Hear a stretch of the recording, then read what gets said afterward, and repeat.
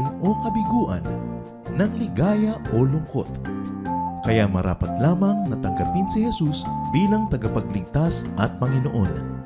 At matapos yun ay panariwain ang katapatan at paglapit sa Kanya bawat araw o day by day.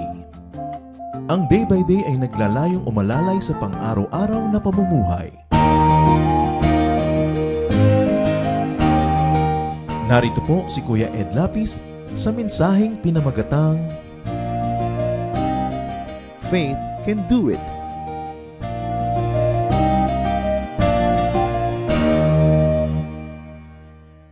What does faith do? First of all, faith overcomes. Nananaig, nagwawagi ang tunay na pananampalataya. Matthew 21:18-19. When Jesus got up the next morning, he was hungry. He started out for the city, and along the way, he saw a fig tree. But when he came to it, he found only leaves and no figs. So he told the tree, "You will never grow again any fruit." Right then, the fig tree dried up. So kinausap ng Panginoon ang puno na ito na walang bunga at biglang naluoy, namatay ang puno.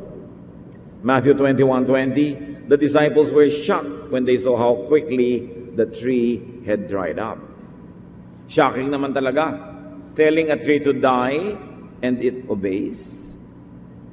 Mabuti pa nga yung puno, mas obedient pa kaysa maraming tao. And this is obedient unto death. Sinunod ng puno ang kalooban ng Panginoon na hindi na siya patuloy pang mabuhay dahil wala siyang silbi.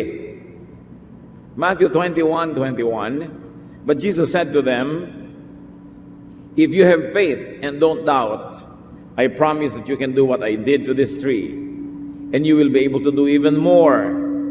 You can tell this mountain to get up and jump into the sea, and it will." Lumang kwento, alam na nating lahat. Ano ang bagong pananaw na pwedeng magdagdag sa ating pangunawa dito? Nakita natin na shock yung mga disciples dahil namatay yung puno nung pagsabihan ng Panginoon. Pero ito mas shocking. The disciples could do what Jesus did and do even more. Sabi ni Lord, na-shock kayo na namatay ang puno ng sabihan ko? Higit pa riyan ang kaya niyong gawin. Binibigyan kayo ng kapangyarihang gawin yon. Kahit nga yung bundok na nasa harapan nyo, itusan yung buhatin ang sarili niya at ilibing ang sarili niya sa dagat, sa lalim ng dagat, para hindi nyo na makita pang muli, susundin kayo. It was an amazing revelation from God that His followers could have Jesus' power and exercise it even more extensively because people will have a longer life on earth more than Jesus as man did. Now, what were mountains? Mountains were obstacles. Pagka kayo naglalakbay, di ba't abala ang bundok? Mas madaling maglakbay kung patag lamang ang daraanan. Pero kung may bundok, aakyatin mo, paikot-ikot ka, paligid-ligid, pwede ka pang mahulog. It was an obstacle. And they were symbolic of problems and difficulties. Mountains are hard to climb. Problems are difficult to solve. It's difficult to go around. So imagine how nice our life would be if we could drive difficulties away.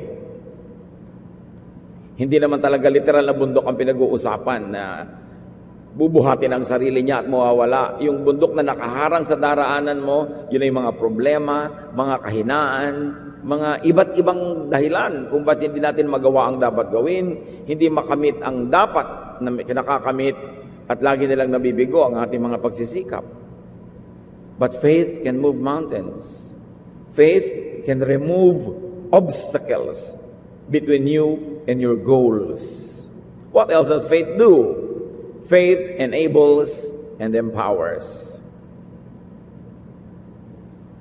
Matthew 14:22-23. Right away, Jesus made his disciples get into a boat and start back across the lake.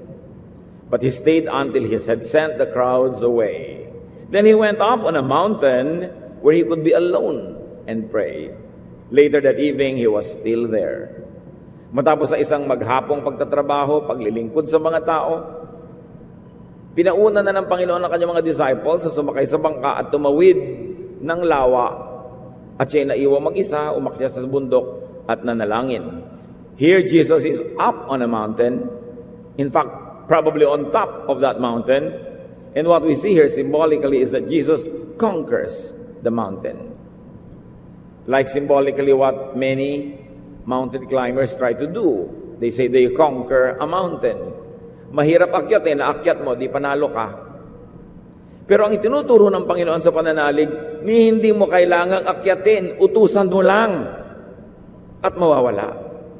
Hindi mo kailangan maghirap. Don't do it the hard way when there's an easier way to remove the mountain before you that stands in your way to your goals. Sa inyo, ba't ka magpapagod? Utusan mo lang at pwedeng mawala. Pero ano ang pwedeng magutos? Pananalig. At ito ang dapat nating unawain, mga kapatid, talaga. May napaka-laking katuruan ito na madalas ay hindi nakikita dahil masyadong malalim, mataas. Paano mo pinapalayas ang bundok na nangangahulugan pala mga problema, mga suliranin? Ituloy natin ang kwento, Matthew 14:24. By this time, the boat was a long way from the shore. It was going against the wind and was being tossed around by the waves. So, may bagong bundok. Ano ang bundok? What stood between the disciples and the shore? Waves. This time the mountain is the storm. How graphic. Literally, yung dating patag na tubig, ngayon gabundok, ganggabahay na mga alon, talagang hadlang. Ni hindi mo makita kumisan yung pupuntahan mong pangpang sa taas ng mga alon na ito. And the wind and the waves stand in their way. Like your problems and mine. Like our difficulties, our illnesses, our sicknesses, and weaknesses, hadlang para makarating tayo sa ating minimithing marating. The wind and the waves prevent them from proceeding and threaten their very lives and their well-being. And for a while, it looked like that the winds and the waves would sink the boat. Matthew 14:25-27. A little while before morning, Jesus came walking on the water toward his disciples. When they saw him, they thought he was a ghost. They were terrified and started screaming. At once Jesus said to them, "Don't worry, I am Jesus. Don't be afraid." Once again, Jesus shocks the men. Na-shock sila doon sa punong nalooy, ngayon naman naglalakad siya sa tubig. Parang hindi na mauubusan ang mga nakakashock na bagay. Isa sa mga ginawa ng Panginoon nung siya nabuhay dito sa lupa ay ilabas sa mga kulungang kahon ang napakarami mga ideya. Katulad nung, ay pwede mo palang maluuyin ng puno, pwede ka palang maglakad sa tubig, pwede ka palang magtrabaho at maghimala sa Sabat, pwede ka palang kumain ng dating ipinagbabawal ng maraming tradisyon na kainin, pwede ka palang makisalamuha sa mga makasalanan, pwede mo palang bigyan ng power yung mga babae, pwede mo palang pansinin ng mga bata. Ang daming ginawa ng Panginoon na paglabas sa kahon na kumukulong sa utak. Dahil nga ang ministry niya, pagpapalaya. Pag laging gusto mo lang manatili ka sa kahon, makulong ka doon, hindi ka nakikinabang sa ministry ng Panginoong Jesus. Now, Matthew 14:28, Peter replied, "Lord, if it is really you, tell me to come to you on the water." Napakalaking pagsubok. Sabi ni Pedro, kung talagang kayo yan at hindi lang kayo isang multo, kung talagang kayo si Jesus na kinikilala namin, therefore, kaya niyong gawin kahit ano. Payagan niyo ko, imbitahan niyo kong lumapit sa inyo at maglalakad ako sa tubig para magawa yon. Meron na naman ngayong bundok. Yun pa rin mga alon, pero ngayon hindi na patungo sa shore yung goal, patungo kay Jesus. At sa buhay natin mga kapatid, marami ring mga bundok, maraming alon na hadlang para tayo lumapit kay Jesus. Pero sabi ni Pedro, sabihin nyo lang at magagawa ko yan. So Peter desires to overcome the waves above the water level and the water itself below. Can you imagine going against the natural law of buoyancy, of gravity? Maglaglag ka lang nga ng isang karayom sa tubig, lulubog, tao pa na mas mabigat. Hindi balasan yung mga bangka kasi ang korte nun is designed to float. Pero ang paa natin hindi designed to support the body and make it float on water. So may bundok na naman dito, pero ang mas malaking bundok, yung bundok ng takot. Tutungtong ba ako sa tubig? Hahakbang ba ako? Mangangahas ba akong bumaba mula sa bangka at ipagkatiwala sa tubig na liquid imbes na sa boat na solid ang aking katawan? Matthew 14:29, "Come on," Jesus said. Peter then got up out of the boat and started walking on the water toward him. So naghanap ang himala. Mas shocker ito kaysa sa naluoy na puno. Marami naman punong naluluoy eh. Although shocker, nasa salita lang naluoy. Pero tao na maglalakad sa tubig. By the word of Jesus, Peter overcomes.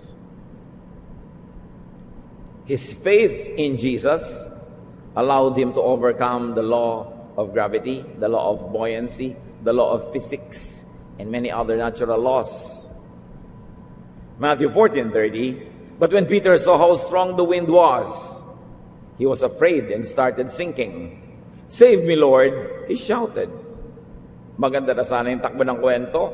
But Peter was distracted. Nawala ang pagtingin niya kay Jesus, napunta sa alon.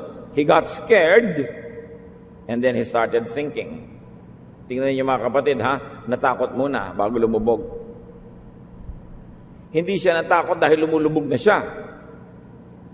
Kaya siya lumubog, natakot siya. Sa buhay din natin, pag natakot ka, tsaka ka lang lumulubog. Pag nawala ang paningin mo sa Panginoon at tsaka ka lang nangihina.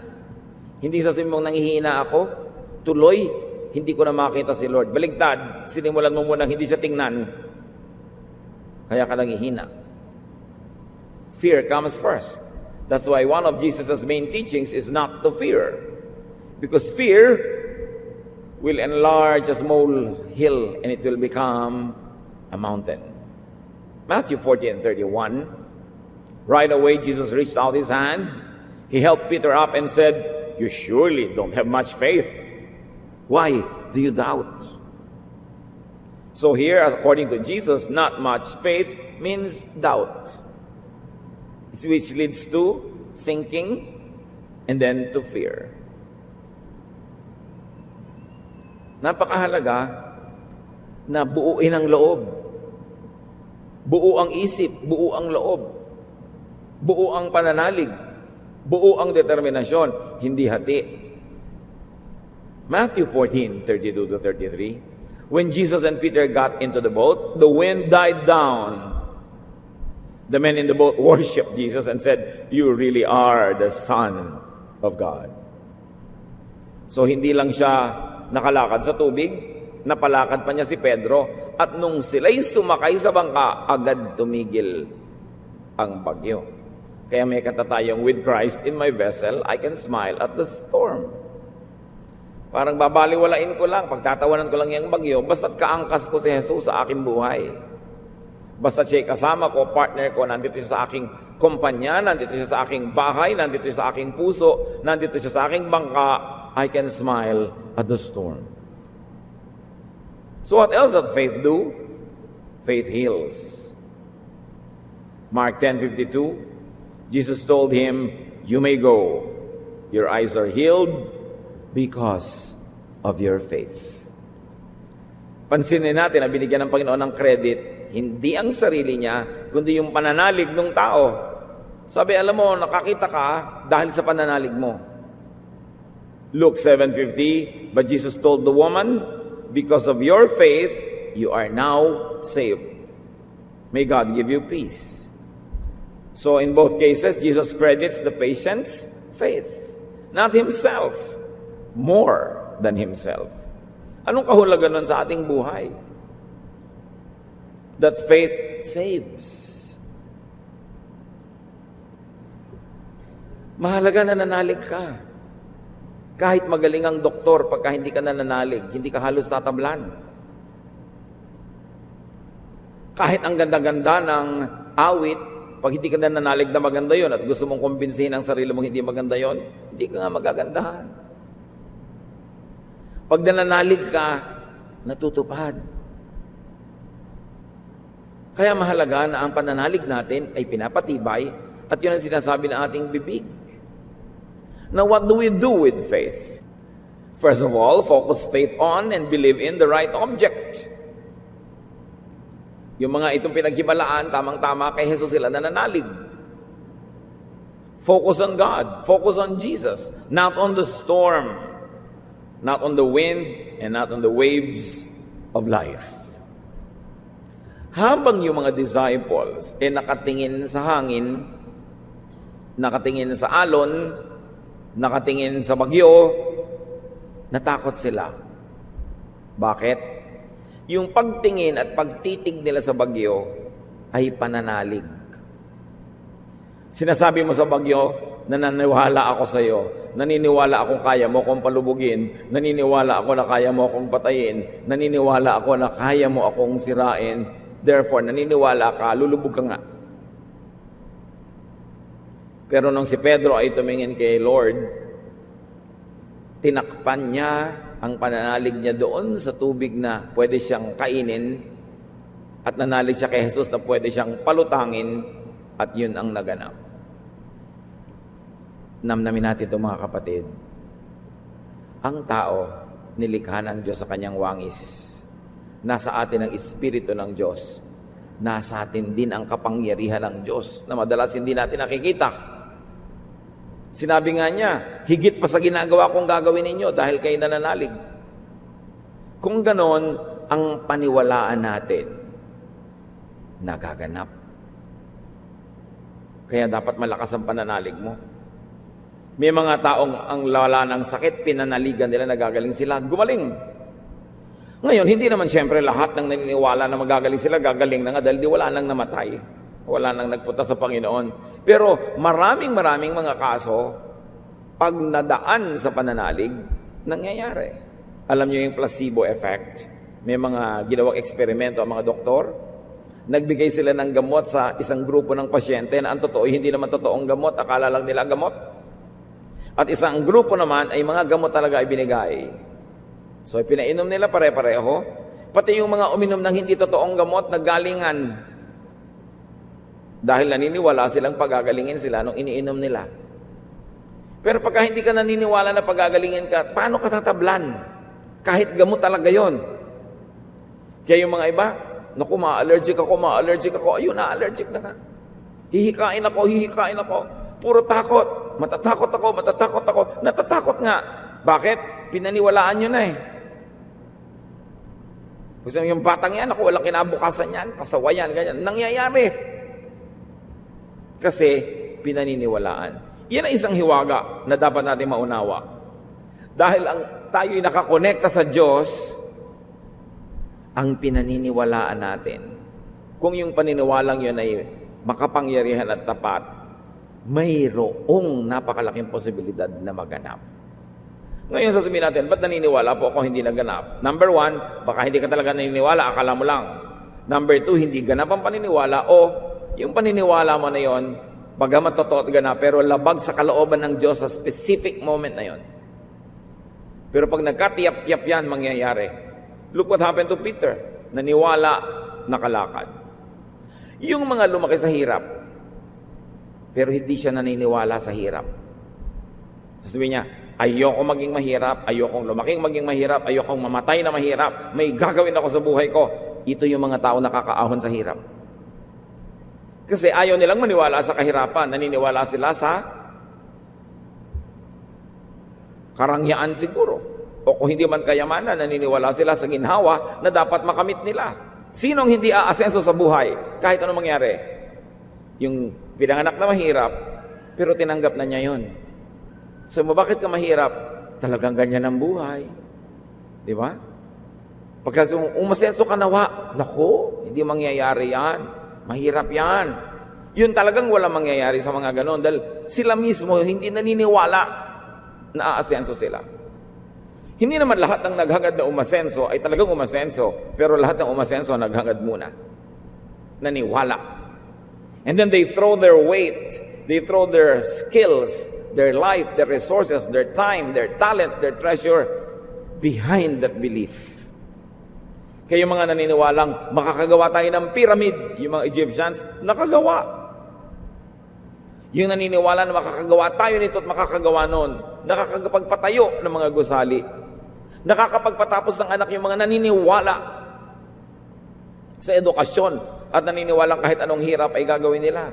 Pero yung sa simula pa lang, naku anak, huwag ka nalang mag-aaral kasi hindi natin kaya yan.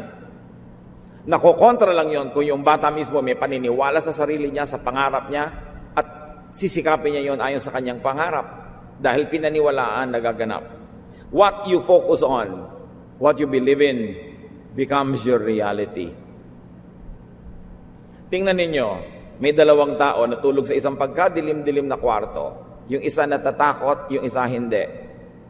Pareho lang kwarto, pareho lang madilim. Sinong mahimbing ang tulog?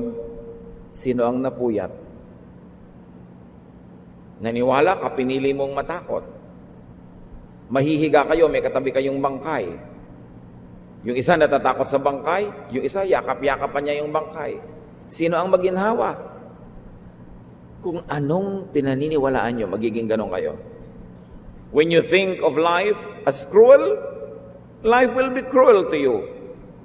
Yung lagi nagsasabing, ang hirap ng buhay. Lagi kayong maghihirap. Kasi yun ang pinaniniwalaan nyo. Lagi nyo na sinasabi ninyo. Di ba? When you doubt your husband, kahit hindi siya talaga nagtataksil, nangangayayat na kayo, nangangalirang, kumapangit na kayo. Kasi yun ang reality nyo. Ang totoo, wala naman palang ginagawa. Paano pinaniwalaan nyo may ginagawa? Kaya inapektuhan na kayo. Kung anong pinaniniwalaan nyo, ganun ang mangyayari sa inyo. When you believe in a doctor, you heal very much better, in a better way. When you fear darkness, you're afraid. Pag kami nangyari lang na natalisod ka sa umaga, nabuhusan ka ng kape, sinabi mong sira ng araw ko, talagang makikita mo, sunod-sunod ng mga dilubyo ang nangyayari sa araw na yun. Isinumpa mo na eh.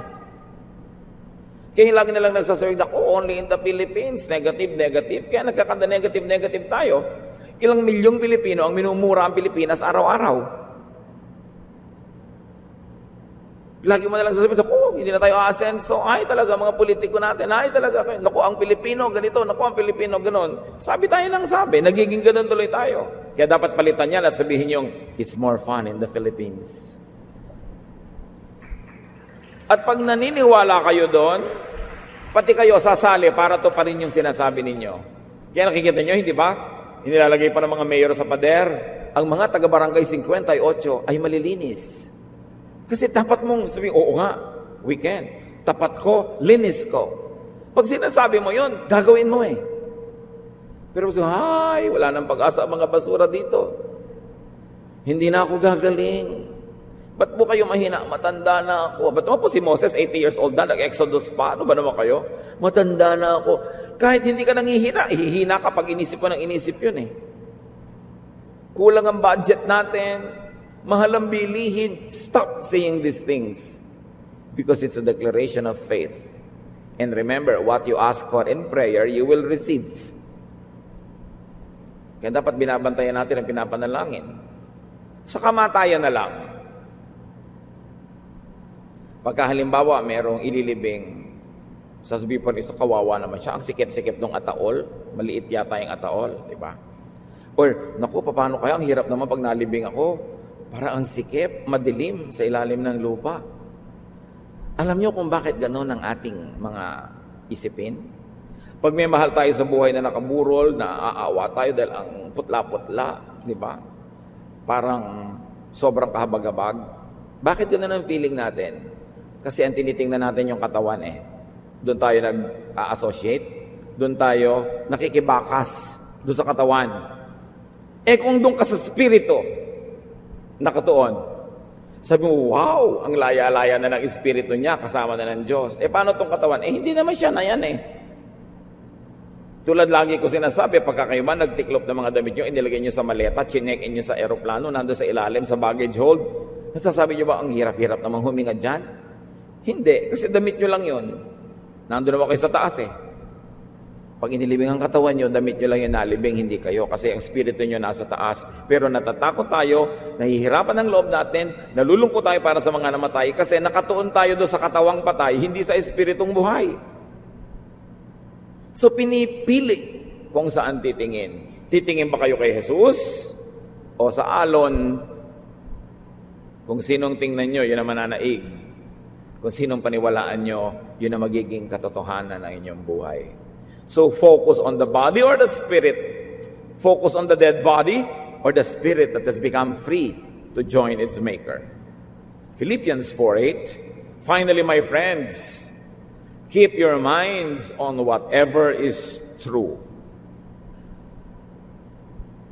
pure, right, holy, friendly, and proper. Don't ever stop thinking about what is truly worthwhile and worthy of praise. So ano daw isipin mo? Yung totoo, hindi yung kasinungalingan, at magiging totoo ka. Yung dalisay, yung tama. Pag lagi mong iniisip yung tama, magiging tama ka. Yung banal, magiging banal ka. Pag lagi mong iniisip yung friendly, you will become friendly because your thoughts will become you. So focus on the what they say true, good, and beautiful. Why focus on what is true, bad, and ugly? Yung ugly, true din, but why focus on it? Pwede ka naman pumili ng titingnan. Titingnan mo lang yung ugly para mo i-beautify. Titingnan mo lang yung illness para mo pagalingin. Titingnan mo yung marumi para mo linisin. Pero huwag mo laging tingnan, lalo't wala ka namang gagawin ngayon. Kasi magiging ganun ka. Do not focus on Satan. Do not focus on evil and the negative. Marami mga religious people, lagi nakafocus kay Satan. Lagi naghahanap ng ano yung satanic dito, ano yung satanic doon, ano yung evil dito, ano yung evil doon. Titingnan lang nila yung arrangement ng mga dahon ng tiyan sa kanilang tasa, nakakakita sila ng mukha ng dyablo. Siyempre yung ulap, kung anong nakikita mo, nakakakita ka ba ng tasa, ng batya, nakakakita ka ba ng bulak o ng babae? Kung anong gusto mong makita, nandyan naman yan eh. So anong gusto nyo makita? Di yun ang inyong titigan. Gusto nyo makita yung maganda sa inyong asawa? Yun ang tingnan nyo. Don't focus on the negative. Because if you always focus on the negative of your husband or wife, you will love the person less and less. Samantalang pwede mo mamahalin more and more kung tinitingnan mo yung tama, yung maganda. Dapat isuko natin ang ating isip sa Diyos. Ang isip kasi natin parang airport. Kung sino pinapalanding mo, yun ang nandun. Pag pinalanding mo si Satan, di si Satan ang nakaparada doon sa tarmac. Pag pinalanding mo ang Panginoon nakalanding. Don't allow evil thoughts to always land in your mind. James 4:7-8. Surrender to God. Resist the devil, and he will run from you. Come near to God, and he will come near to you. Clean up your lives, you sinners. Purify your hearts, you people who can't make up your mind. Sabi, make up your mind. Focus. Focus on God, not on the devil. Purify your hearts from doubt. Make up your mind. Believe so that something will happen. Imagine. Imagine the life you want to have and pursue it. Imagine the kind of family you want to have and contribute to its realization. Resist thinking of and focusing on evil. Pag nagalit kayo sa isang tao, surely you only focus on what was wrong or evil or imperfect on the person. You focus on the negative. Kung minsan nagagalit ka sa tao, hindi dahil siya ay dapat na makagalit, kundi magagalitin ka lang kasi. It is your thought of the person, not the person himself, that makes you what you are. Kaya ang sabi sa Ephesians 4:27, do not give the devil a foothold. Do not give the devil your brain, your thoughts, your attention, your focus. What else do we do with faith? Direct faith in the right direction. Upward, not downward. Direct the brain and direct the faith where you want to go, where you want to be. Alam niyo yung mga Israelites, pagka umaakyat sila patungo sa Jerusalem, sa kanilang pilgrimage, siyempre yung bundok hindi naman diretso na parang mayon. May maraming mga bulubundukin, paakyat-akyat hanggang makarating ka sa kataas-taasan. Pero pag nasa paanan ka ng isang maliit na burol, yun lang ang nakikita mo. Hindi mo nakikita yung malaking-malaking bundok behind it because it is hidden by a small hill. And when you're close to that hill, it will become your reality. Kaya ang sabi sa Psalm 121, 1-2, I lift up my eyes to the hills. Where does my help come from? My help comes from the Lord, the maker of heaven and earth. So yung nawawalan na ng loob na mag-aakyat pat mahirap, ang ginagawa nila, tumitingala para makita nila yung taluktok ng bundok na gusto nilang puntahin. Hindi sila tumitingin pababa doon sa mga malalalim na bangin, sa mga madidilim na libis. They avoid looking at the dark valleys, but they look up to the hills because this is a representative and a representation of the presence of God. Therefore, saan tayo tumitingin? Doon sa mataas o sa mababa? Pagka hinuhusgahan nyo ang inyong kapwa, anong tinitingnan nyo? Yung mataas na pagkatao niya o yung mababa sa pagkatao niya rin? Siyempre, may mataas siya na achievement, may mababa yan na failure. Pag ang lagi niyo tinignan yung baba, yung valley, kaya sabi niya, even though I walk through the valley of the shadow of death, nakakatakot, ano mangyayari? Mawawalan kayo ng gana sa tao, mamumuhi kayo, lalayo ang inyong loob. What do you focus on? And especially, if these people are close to you, they are permanent relations, they are husband or wife or family, or very good friends, tingnan ninyo yung mabuti. Hanapin ninyo yung maganda para lalo kayong umibig at lalo kayong maging kaibig-ibig. Use the power of faith for righteousness. Kita niyo yung mga naniniwala na gumagawa ng mga destructive weapons. They believe in death. They believe in killing people and making it easy. So they create weapons of mass destruction. Because they believe in it, they want it, it happens. So alin talaga? Believe in truth, not in falsehood. Believe in goodness, not in evil. Although same goodness and evil could be in one person, but believe in the good in the person. Believe in beauty, not in ugliness. And when you believe in beauty, you will beautify yourself, you will beautify your environment, because God is beauty. But when you believe in ugliness, what do? Hinuhulog mo mga basura mo sa ilog. Kumakain ka lamang ng butong pakwan, hinagis mo na lahat ang mga balat niya sa daan. Magsasampay ka rin lang sa harapan ng bahay, ba't hindi sa likod? Pinapagulo mo ang iyong buhay, pinapapangit mo ang iyong paligid because you probably not consciously think it, but you believe in ugliness. Papasok ka lang sa bahay ng isang tao, alam mo kung anong pininiwalaan, kung beauty or ugliness, kung squalor or orderliness. Bakit ang gulo-gulo ng bahay na ito? Pwede namang ayusin. What do you believe in? What do you believe in about yourself? You are nothing, therefore you will always be inferior? Or that God made you wonderful and therefore you will always be confident? Not proud, but confident. What you believe in is what will prevail.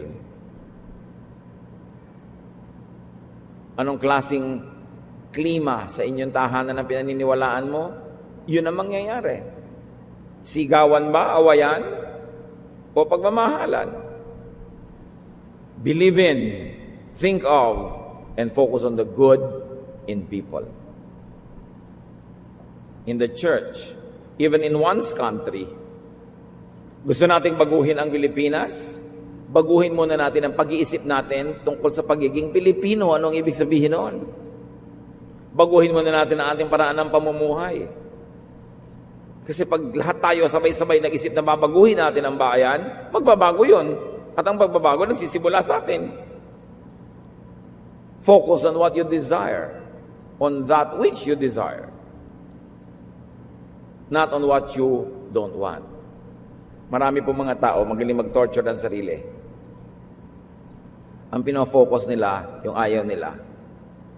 Sasakay sa eroplano, kung yung utak nila, yung noon nila screen ng TV at pwede mong malaman kung ano yung nasa loob, alam nyo laman, plane crash. Ate, sasakay ka sa eroplano, ang iniisip mo, plane crash.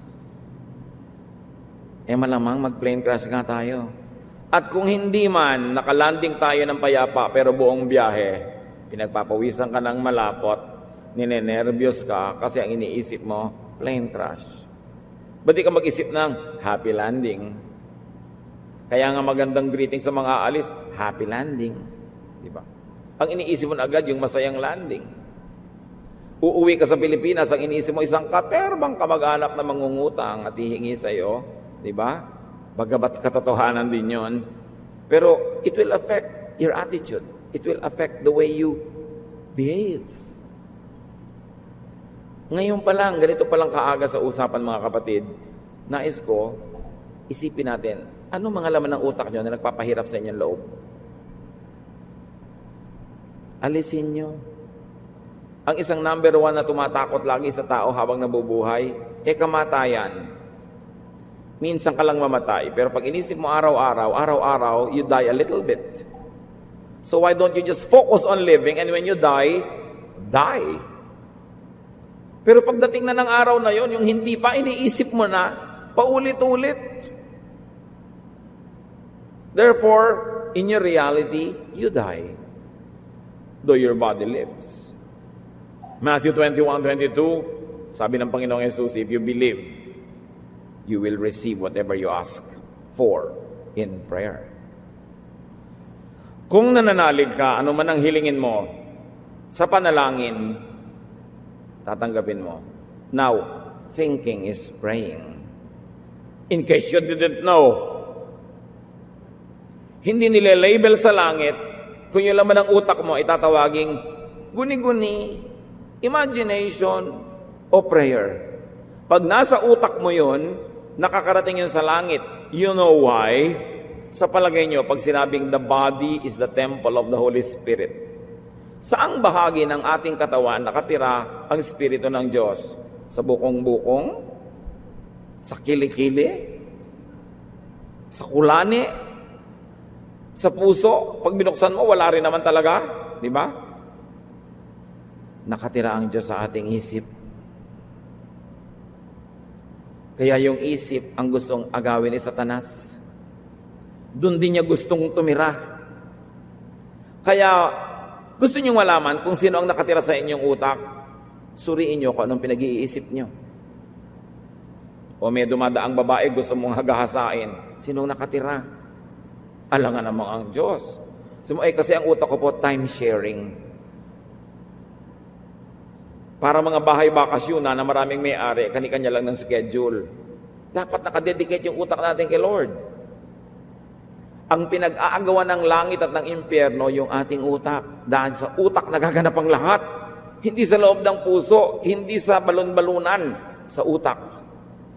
Kaya pag inisip mo yon, dasal yon. Nakakarating sa kalangitan, kumbaga plug siya sa kuryente, nagaganap. Why? Because we were created in God's image. God's Spirit lives in us. You were wonderfully made. And God said, Jesus said, it will happen if you believe in it. So what do you make every day to happen is what you believe in. Wishing is praying. Kaya pa mga nasasabi pa mga birthday, alam mo, celebrate ang wish ko para sa iyo ito. Yun mga maarting Christian. Sister, huwag mo sabihin wish, sabihin mo prayer. Ganon din ang talab nun. When you wish upon a star. Kaya nga sinasabi, when you wish upon a star. Kahit sa genie ka nga mag-wish, sa mga lumang kwento, nagaganap. Kasi nagpapalit-palit lang yung forma, but the symbolism is the same. When you think it, it happens. Kamangha-mangha ang kapangyarihan ng tao. At yan ay kapangyarihan mag-isip. Thinking even in the negative is praying. Diyos ko, huwag niyo pong pabagsakin ang eroplano. Bakit hindi mo sabihin, Lord, allow us to land safely? It's a positive way of saying it. Huwag niyo pong hayaang magtaksil ang asawa ko sa akin. Ba't hindi ko mag-pray na panatilihin niyo po siyang tapat? Why say it in the negative? Fearing is praying. What you fear becomes the object of your prayer. Ang kinakatakutan nyo mga kapatid ay dinadasalan nyo. At sinasabi mo, sige, takutin mo pa ako. Kasi nga, iniisip ko talaga. Pag isig ka umaga, iniisip ko na yung nakakatakot. Pagka mga kasama ko, mga kaibigan ko, pinag-uusapan din namin yung mga nakakatakot. Talagang sumasampa kami sa mga katatakutan. It happens. Kaya sabi ni Lord, do not fear. Only believe. Yung mga achievers, you believe in yourself, so you achieve. Sa inyo, ganun, di ba? We believe in God to achieve. Yes, pero ang daming naniniwala sa God, pero bakit hindi nakaka-achieve? Because they don't believe in themselves. Kailangan magkakambal. You believe that God made you wonderful. God is part of the equation, and so are you. You imagine, so it happens. So imagine. Imagine things. Kahit nga sa mga sales team, ang ini-imagine na sa imagine yung graph ng sales natin, pataas ng pataas. Imagine this, imagine that. Sa mga communist countries, yung mga mural sa kanilang mga public places is an imagination of their aspirations. Lumalaya ang tao sa hirap. What do you imagine? Believe to the point of achieving it. Because belief motivates, energizes, achieves. Belief could change the world. O hindi ba, ang paniniwala ni Hitler na dapat ubusin ng mga Jews, yung mga Hudyo, dahil marami ring nakipaniwala sa kanya, 6 million Jews perished during the Holocaust. Yung mga Hapon na mga general, naniwala sila na dapat nilang sakupin ang buong Asya. So sinakop nga nila, kasi pinaniwalaan nila eh. Yung mga Pilipino na nasabi na, hindi na natin kayang labanan ng mga Hapon, dapat na lang tayong kumampi sa kanila dahil para tayo mabuhay, naging makapili sila. Anong pinaniniwalaan natin? What do you want? What do you desire? If you can think it and will it, it can happen. Either it happens in the physical world, like Peter was able to walk on water, or it can happen inside your mind, like you could overcome your fears and overcome even your past in a non-physical way. The power of prayer is the power of faith, is really the power of the mind. Man is a temple of God's Spirit, is a habitation of God's thought. Ano bang ibig sabihin, mga kapatid, na nananahan sa inyo ang Espiritong Banal? Maraming kahulugan. Isa dyan, ang Diyos nag-iisip through your brain. That your brain is the home of God's thoughts. Not the home of Satan's thoughts. Kaya maraming pwedeng mangyari pag tayo ay nananalig. God connects with man through thought. Kaya mga sabi, at kinausap ng Diyos si ganon. Paano? Boses ba talaga o through the thought? Pag binigyan ka ng Panginoon ng vision, pag binigyan ka ng isang pangarap, panaginip, it's through the mind. It's always through the mind. At kahit physical pa yung pagpapakita ng Diyos, it's the mind that will see it because the eyes will process the vision through light and it will send signals to the brain and the brain will interpret what it is seeing. It is here. The mind, the thought, is where God dwells. The mind and the thought is a connection between heaven and earth, between God and man. Kaya pag nakakapag-isip ka, kahit ang gulo-gulo ng mundo, pipikit ka, mananalangin ka, kung payapa ang iyong pag-iisip. Kahit may mga sumasabog na granada sa tabi mo, payapa ka pa rin. Napapalitan mo ang reality, kung hindi man outside, inside. Pero kahit walang sumasabog na granada, kung sa isip mo naniniwala kang meron, nagkakaroon nga. Either physically, or spiritually inside of you, there's 1,001 grenades that explode. You are your thoughts. Kaya di ba may mga taong tumatalon sa building dahil naniniwala silang lilipad sila, nag-drugs pala, bangag lang. And what do drugs do? Drugs alter the thoughts. Kaya napakalaking instrumento ni Satanas sa mga illegal drugs. Maraming mga crime na hindi mo papaniwala ang nagagawa ng tao kasi at the time that it was committed, the mind, the thought is altered chemically by drugs. Kaya yung mga naguguluhan, gulong-gulo, pinapainom ng pampakalma, di ba, at kumakalma naman? You know what happens? Because when this medicine dissolves in the stomach or under the mouth or under the tongue in the mouth, it enters the blood system, gets to the brain, and alters it and deceives it into becoming peaceful. Kaya pag nawala na uli yung talab ng drug, magulo uli ang isip. Kailangan na naman ng drugs. Kaya yung mga nagpupuyat, yung mga creative, maraming, hindi naman lahat, maraming mga creative people, mga artista, mga rockista, mga musician, mga bangag. Kasi pagka nagda-drug sila, 3 araw silang gising. Dinadaya nung drug yung utak nila into thinking na hindi sila inaantok. At hindi nga sila inaantok. Kita nyo? Nasa isip.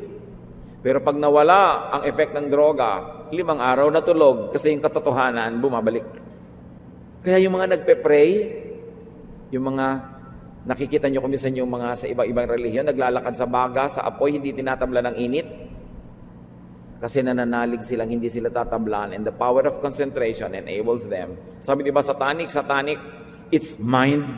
Really, it's the mind. When you believe it, it happens.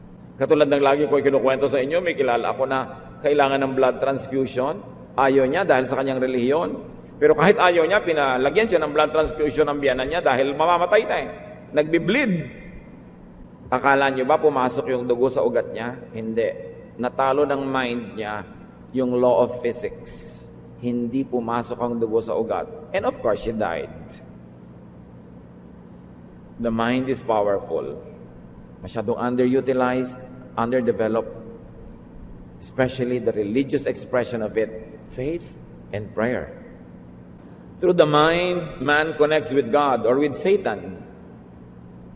Kaya di ba yung magkokonekta sa mga espiritu, magko-concentrate muna, pipikit, magre-recite ng kung ano-ano mga prayer na repetitious. Why repetitious?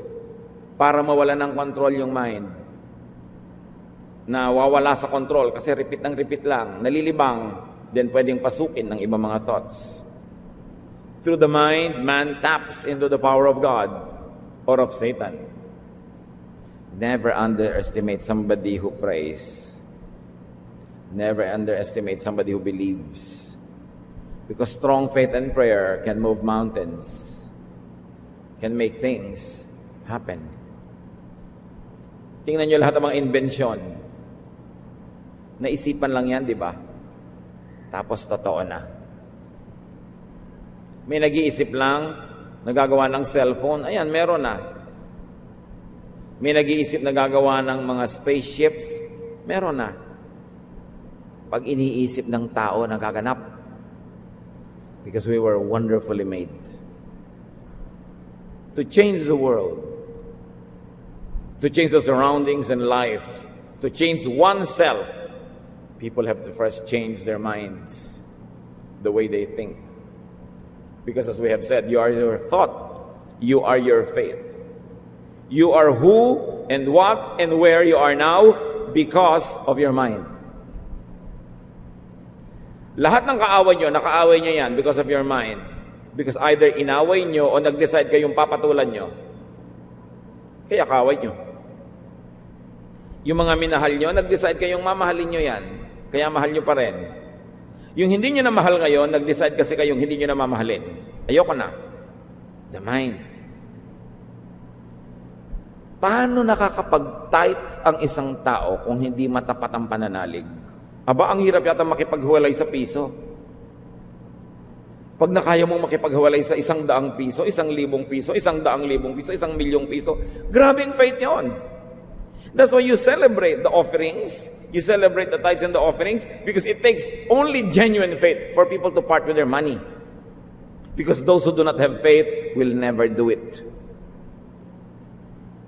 Kaya isa yan na pwede mong sukatan ng taas ng pananalig ng isang kongregasyon. How faithful they are when they give, because human nature will be selfish and you don't want to give. Can you imagine? Giving, yung maghulog dyan sa offering, is like walking on water. You defy natural law. You defy the law of selfishness, self-preservation, and greed. It's a miracle when people give. Kaya we see miracles happening every day. You think wala nang miracles? The natural thing is, ayoko nga, bakit ako magbibigay? Pero ibibigay mo, sometimes sacrificially pa. Grabing faith yon. And don't you think God honors it? That God sees an exercise of faith. Kaya alam nyo, yung mga talagang faithful tithers, and I know everybody who is a faithful tither is also amply provided for by the Lord. At hindi ko kayo inuuto. Talagang yung lahat ng kilala ko not faithful, faithful din sa kanila ang Diyos. Because their faith works. They say, look, I might not have money, but I'm doing what I must because God wants it. Then your faith operates and God opens the floodgates of heaven. Pero yung, wala na nga ako, magbibigay pa po ba ako? Be wise, wag na lang. Kung hindi ka makakaasa na makakaahon ka, lagi kang wala. Kasi your mind believes na wala ka, mawawalan ka, maghihirap ka, therefore you keep it. But when you open your arms and open your hands and say, God will provide, you believe it, it will happen. So may faith na nag-ooperate. Miracle. Gusto nating mabago ang lahat? Start with the mind. So nyo, Pastor, 5 taon na po akong Christian, mainitin pa rin ang ulo ko. Palitan mo ang pag-iisip mo. Pag natapakan ka, isipin mong, wow, buhay ako. Di ba, masama naman, natapakan ka na, hindi mo pa naramdaman. So you say, glory to God. Thank you, ha, sister. Di ba? Palitan mo lang eh. Pagka sinasagot-sagot ka ng iyong anak, nagagalit ka, pero isipin mo, ano nga bang ginagawa ko na I deserve this? Bakit? Paano ko ba dinadala ang sarili ko? Anak ka, grounded ka, napagalitan ka. Imbes magalit ka sa magulang mo, isipin mo, ano nga bang mali kong ginawa? Siguradong warning ito, therefore I will change. It's all about thinking. Yung darating ka ng maaga, alam niyo yung pagiging late, habit lang yan eh. If you really want to come early and on time, you can. Hindi na dahilan yung traffic. Dumating ka ng 4 o'clock, umalis ka ng umagang 3 a.m., darating ka maaga, traffic. Alam mo na may fun run, di umalis ka sa bahay yung 2 a.m., tulog pa yung magpa-fun run, nandito ka na. It's the will. You are late because you think that way, that it's okay to be late. Masipag ka because you think dapat ka masipag. Kung ano ka man ngayon, bunga yan ang iyong pag-iisip. So sabi sa Romans 12:2, do not conform any longer to the pattern of this world, but be transformed by the renewing of your mind. Then you will be able to test and approve what God's will is. His good, pleasing, and perfect will. So alam mong eto si Lord, eto yung alon, maglakad ka towards the Lord and don't look at that alon. Alam mong itong gusto ng Lord na gawin mo, may ibang nagyayaya sa'yo, ang susundin mo yung pinapagawa sa'yo ng Panginoon. Merong alam mo na will ng God ito, pero yung will mo, iba ang sundin mo, will of God. So change the way you think. It only says this, allow God to think through your brain. Offer your body as a living sacrifice. Sinasabi mo, Lord, ito po yung brain ko. Meron akong gustong isipin. Meron akong gustong gawin. May desisyon ako na gusto ko, pero hindi po ako. Pero kayo ang mag-operate. Use my mind to move my body. Use my mind to move the world. Live in me your temple. It means, let your thoughts dwell in my mind. Purify your minds from useless thoughts, from evil thoughts, from negative thoughts, and let it be the temple of God's Spirit. So you can change from glory to glory. First, change the mind. And then your belief system will improve and your faith will be strengthened. Sabi ng iba lagi, paano po ba pinapalakas ang pananalig? Magsimula ka lang sa pag-iisip. Take a small step. Sundin mo yung alam mong tinuturo ng Diyos. Gawin mo kung ano yung alam mong tama. At makikita mo, palakas ang pananalig mo. Kasi katulad din ng nag-exercise regularly, hindi mo napapansin, lumalakas ka na pala. But you start small, but you are regular. Hindi pwede mag-gym ka, absent. Pagka after 2 weeks, parang simula na naman, tinatamad ka na naman. Dapat tuloy-tuloy. So sa lahat ng mga pinapaniwalaan natin tungkol sa Diyos, tuloy-tuloy. Magko-commit ka halimbawa na maging Sunday school teacher, start your class on time. Pag late ka, brain mo lang yon.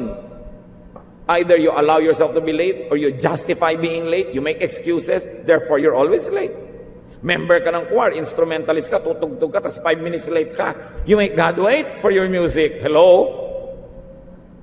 You make God wait for your vocal cords. May oras, may tipanan. Nakikipagtipan ka sa Diyos, may schedule, tapos huli ka, kakahiya yun. Pero pag lagi kang huli, hindi ka na nahihiya, di ba? Kasi na-condition mo na yung utak mo, okay lang yan. Pero pag nasa ibang country ka, na very prompt ang mga tao, prompt ka rin because ganun sila mag-isip. Kaya dapat pinipili mo rin, sinong kasama ko mag-isip? Pagka ang kasama mo mag-isip, konsentidor sa mga masasama mong bisyo, lalo kang lalala. Mga kapatid, huwag kayong makikibarkada sa mga taong kinukonsente ang mga bisyo nyo. Kinukonsente ang inyong mga masasamang asal, mga maling ugali, kasi lalala lang kayo. Iron sharpens iron. Dapat doon ka sumasama sa pwede magpatino sa'yo, magkaroon ng positive influence. In fact, ang sasamahan nyo, yung ang taong ang utak ay tinitirhan ng mga isipin ng Diyos. The best companions are people whose minds are the habitations of God's thoughts and not of the devil. So have faith. Develop faith. Because the greatest power available to man is faith. What is your need? Imagine a solution. Develop that solution until it becomes real in your life. Faith can do it. Kaya ngayon ang ating pamagat pananalig lang. Lahat ng mag-asawang nagtagal, hindi dahil perfect ang marriage, kasi naniniwala silang dapat panatilihin yon. Yung naghihiwalay, dahil ang iniisip nila, ang solusyon, hiwalay. At yung mahilig makipaghiwalay, kuminsan nakakalimang hiwalay na Hindi rin naman makakita ng kapayapaan, hiwalay pa ng hiwalay. Mabuti pa na nahimik ka na lang doon sa isa, at least kabisado mo na lahat. Di pa iba-iba. Careful what you wish and what you pray for. Because it is a funny way of happening. It could happen. In fact, if you believe in it, it will happen. Because your mind connects to the power of heavens. And heaven does not label it as prayer, as wish, as whatever. It's in your mind, it gets connected to the universe. And it will happen. So discipline your mind. Believe, focus, and achieve. Dear God, salamat na lang dahil hindi lang yung lakas ng bisig namin ang tunay na lakas. Hindi lang yung lakas ng aming paa na pwedeng puntahan, ang pwedeng marating, kundi dahil sa espiritu niyong nasa amin. Dahil sa mga thoughts na nasa aming brains, marami kaming pwedeng magawa, maraming kapangyarihang pwedeng mangyari. Teach us, Lord, to control our minds and put it under your control. Bring every thought captive to the name of Jesus.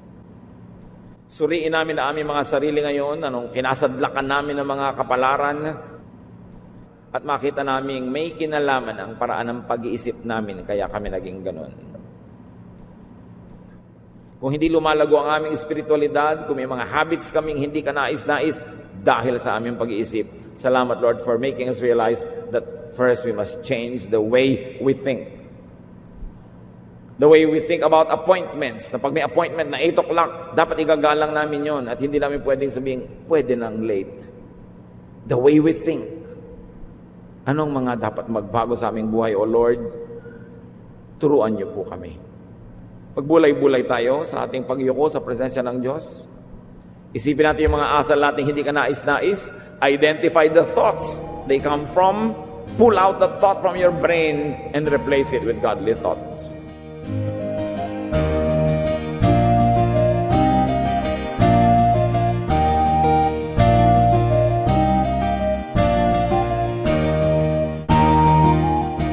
Ang katatapos pong mensahe ni Kuya Ed Lapis ay pinamagatang Faith Can Do It.